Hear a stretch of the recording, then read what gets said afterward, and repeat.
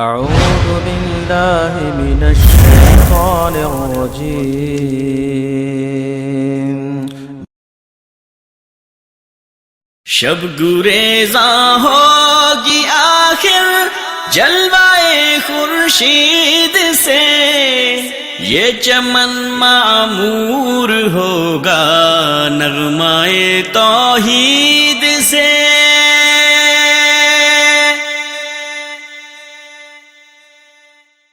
السلام علیکم ورحمۃ اللہ وبرکاتہ۔ ان الحمد للہ نحمده ونستعینه ونستغفره ونعوذ بالله من شرور انفسنا ومن سیئات اعمالنا، من يهده الله فلا مضل له ومن يضلل فلا هادي له، اشهد ان لا اله الا الله وحده لا شريك له واشهد ان محمدا عبده ورسوله، اما بعد۔ بدترین عقائد میں تصوف کا عقیدہ بہت ہی برا عقیدہ ہے۔ صوفیہ جن کی بنیاد، جن کے عقائد کی بنیاد نہ قرآن ہے نہ حدیث، بلکہ جو ان کے منہ میں آتا ہے، جو ان کے من میں آتا ہے وہ بولتے ہیں۔ طالب علم جب بات کرتا ہے تو کہتا ہے قرآن حکیم میں یہ حکم یوں ہے، رسول اللہ صلی اللہ علیہ وسلم کا ارشاد یوں ہے۔ طالب علم شریعت کا پابند ہوتا ہے، قرآن اور حدیث کے دلائل کا، لیکن صوفی ان سلسلوں کو مانتے ہی نہیں۔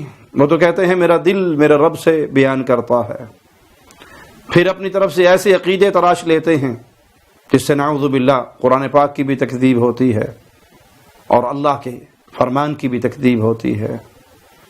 حالانکہ سب سے سچا تو میرا مالک ہے، میرے مالک سے بڑھ کر سچی بات کرنے والا کوئی نہیں۔ آئیے کلام الہی میں مالک کا فرمان سنتے ہیں، وَمَنْ أَصْدَقُ مِنَ اللَّهِ حَدِيثًا۔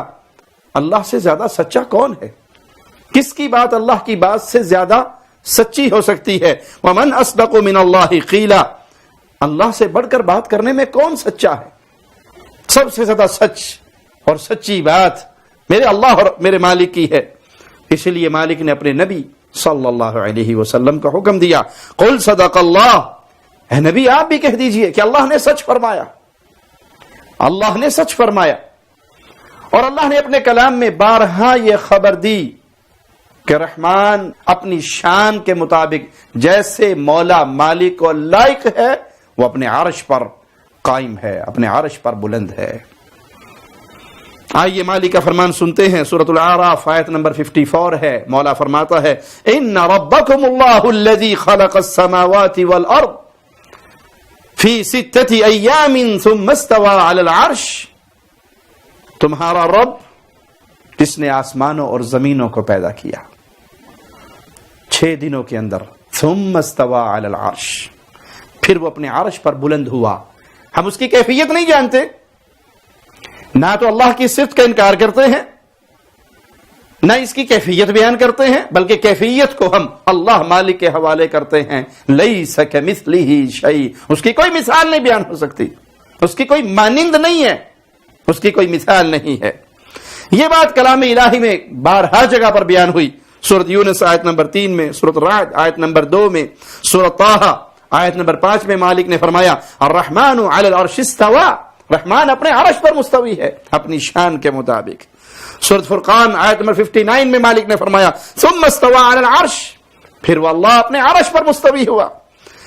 سورۃ سجدہ آیت نمبر 4 میں یہی فرمایا، سورۃ حدید میں آیت نمبر 4 میں بھی یہی فرمایا۔ یہ 7 آیات ہیں جس سے ہمیں یہ درس ملتا ہے کہ رحمان اپنی شان کے مطابق اپنے عرش پر ہے۔ اسی طرح مولا مالک کا اپنے عرش پہ ہونا، اس کا ذکر ہمیں پیارے نبی صلی اللہ علیہ وسلم کی کئی احادیث سے بھی ملتا ہے۔ صحیح بخاری حدیث نمبر 3194، ابو ہریرہ رضی اللہ عنہ وارضاہ بیان فرماتے ہیں کہ رسول اللہ صلی اللہ علیہ وسلم نے فرمایا، جب اللہ تعالیٰ اپنی مخلوق کو پیدا فرما چکا، كتب في كتابه فهو عنده فوق العرش ان رحمتي غلبت غضبي۔ اپنی کتاب یعنی لوح محفوظ میں جو اس کے پاس عرش کے اوپر ہے، اس میں یہ لکھ دیا کہ بے شک میری رحمت میرے غضب پہ بھاری ہے، میرے غضب پہ غالب ہے۔ اے اللہ تجھے تیری اسی رحمت کا واسطہ ہے مولا۔ انسانیت اس کرونا وائرس کے اندر بڑی پریشان ہے، اللہ تجھے تیری رحمتوں کا واسطہ ہے مالک، اس بیماری کو اٹھا لے، اس وبا کو اٹھا لے، اپنے بندوں پہ رحم فرما دے، ہمارے رمضان کی ان رونقوں کو بحال فرما دے، ہماری مسجدوں کو کھول دے۔ اے اللہ اس وبا کو اٹھا لے تاکہ تیرے بندے تیرے گھروں میں اکٹھے ہو کر تیری عبادت کر سکے، تیرے گھر کا طواف کر سکے۔ اے اللہ ہمارے ساتھ وہ معاملہ فرما جو تیری شان ہے، وہ معاملہ نہ فرما جس کے ہم اپنے گناہوں کی وجہ سے مستحق بن چکے ہیں۔ اے اللہ ہمارے گناہوں کو نہ دیکھ، اپنی رحمت کو دیکھ۔ تیرے پیارے نبی کا فرمان، اس نے تیرے بارے میں ہمیں خبر دی کہ اللہ نے اپنے پاس لوح محفوظ میں یہ بات لکھ دی کہ میری رحمت میرے غضب پہ غالب ہے۔ لیکن صوفیوں کے ایک پیر جلال الدین بغدادی، اس کی گفتگو سنیے، وہ کس طرح اللہ مالک کی بھی توہین کر رہا ہے، کلام الہی کی بھی تکذیب کر رہا ہے، کس طرح اللہ مالک کی توہین کرتا ہے، اللہ کے عرش کی توہین کرتا ہے، قرآن حکیم کی تکذیب کرتا ہے۔ سیدی اعلیٰ حضرت فرماتے ہیں حال یہ ہے آنکھوں سے خون بہ رہا ہے۔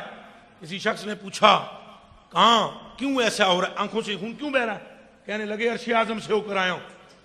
بندے نے پوچھا کیا سبب، کیا دیکھا وہاں؟ کہا میں عرش پر گیا تھا اللہ کو ڈھونڈنے۔ اے صوفیو توجہ کرو،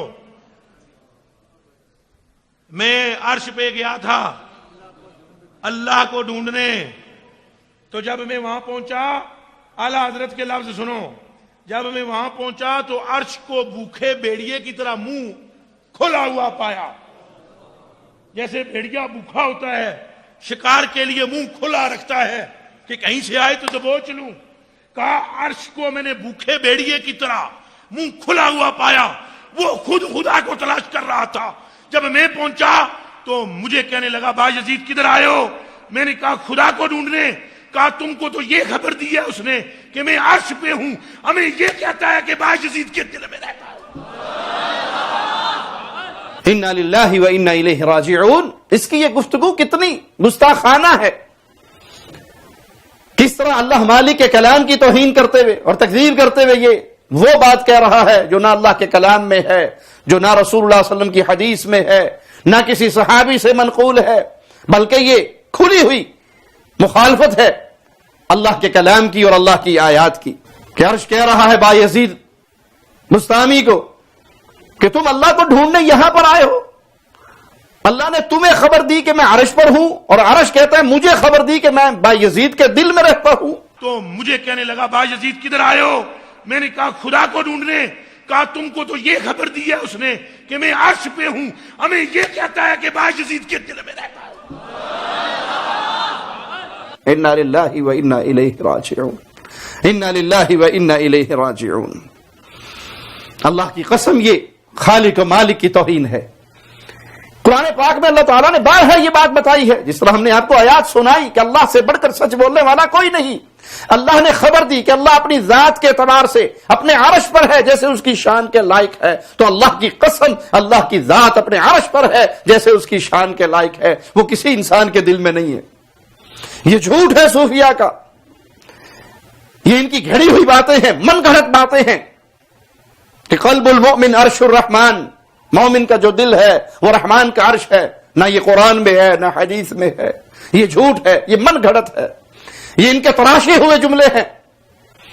جہاں یہ اللہ کی طرف جھوٹ کی نسبت کر رہا ہے کہ اس نے انسانوں کو جھوٹی خبر دی کہ میں عرش پہ ہوں، اور جب با یزید بستامی نے عرش پہ جا کر جھانکا نعوذ باللہ ثم نعوذ باللہ، تو عرش نے خبر دی کہ وہ تو تیرے دل میں ہے۔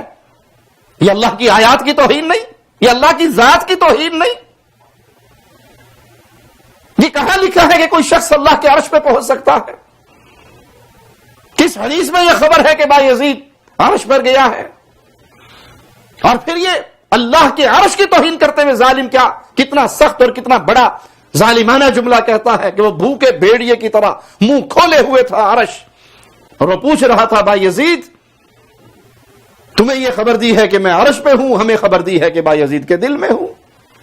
میں عرش پہ گیا تھا اللہ کو ڈھونڈنے، تو جب میں وہاں پہنچا، اعلیٰ حضرت کے لفظ سنو، جب میں وہاں پہنچا تو عرش کو بھوکے بھیڑیے کی طرح منہ کھلا ہوا پایا. جیسے بھیڑیا بھوکا ہوتا ہے, شکار کے لیے منہ کھلا رکھتا ہے کہ کہیں سے آئے تو دبوچ لوں. کہا عرش کو میں نے بھوکے بھیڑیے کی طرح منہ کھلا ہوا پایا. وہ خود خدا کو تلاش کر رہا تھا. جب میں پہنچا تو مجھے کہنے لگا باجزید کدھر آئے ہو؟ میں نے کہا خدا کو ڈھونڈنے. کہا تم کو تو یہ خبر دی ہے اس نے کہ میں عرش پہ ہوں, ہمیں یہ کہتا ہے کہ باجزید کے دل میں رہتا ہوں. یہ اللہ کے عرش کی توہین نہیں. قرآن حکیم میں تو مالک اس عرش کی شان بیان کرتا ہے, وَهُوَ رَبُّ الْعَرْشِ الْعَظِيمِ. اس آیت کا ترجمہ احمد رضا خاں بریلوی کی کتاب سے ہی, اسی کی تفسیر سے ہی پڑھ لیجئے.